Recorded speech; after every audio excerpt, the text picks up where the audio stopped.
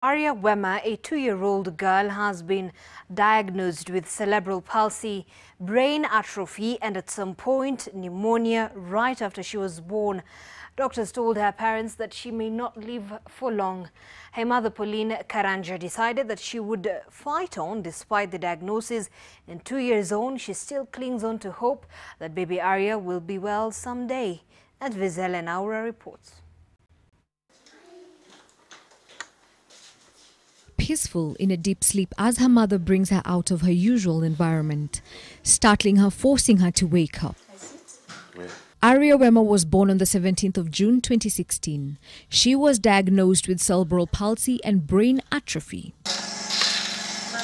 This is a process she has to go through every day. A few minutes after coughing, her home care nurse inserts a suction catheter to drain the fluids that have accumulated, as she now cannot be able to fully breathe with her nose.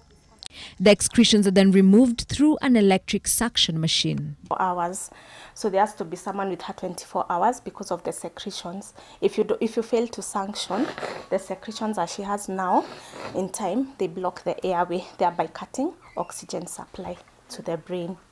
Yeah, so Aria was born through a normal birth, and her mother was excited to add a new member into the family, as her firstborn and secondborn are all in good health. That she didn't, because it was a normal birth and I was all awake. I noticed that she didn't cry immediately after birth. So I kept on asking, why isn't my baby crying? Why isn't she crying? So she cried after some time, but she cried for a very short time and kept quiet.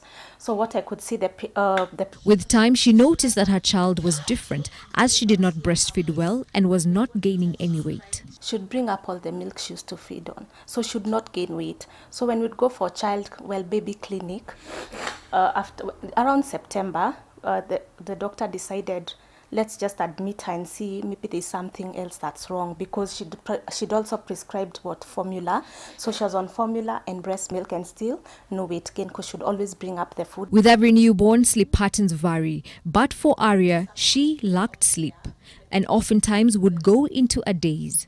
This made Pauline seek further guidance from a specialist. One night in October, I remember I was seated right here, and we just breastfed and had given her medication. She started choking on her milk. Why she was choking on her milk is that she was getting multiple seizures at a time.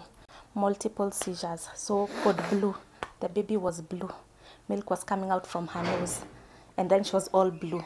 All alone, she screamed, calling for help from the neighbors, who came to her rescue and took her and her baby to Aga Khan Hospital.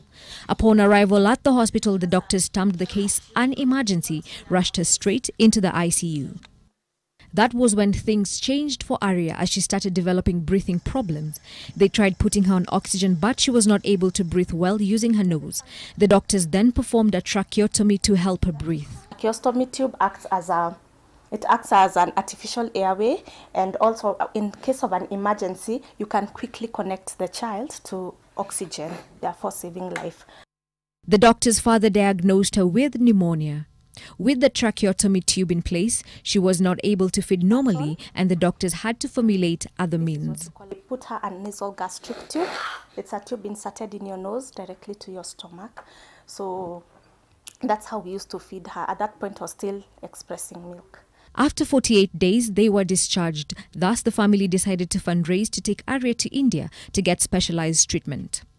Hopeful of a new report from the doctors, they embarked on their journey in April 2017. So when we went there and they ran the tests again, they found that her brain had shrunk, and whatever had replaced the brain matter was fluid. So she had like a very tiny portion of her brain. Pauline was petrified by the new diagnosis. The doctors further explained to her that the brain shrinkage may have been caused by the child being on life support, and thereafter the attempts to wean her off the machines to enable her to breathe without aid. Diagnosed her with, now that is what you call, the shrinking of the brain is what you call brain atrophy. So they diagnosed her with that.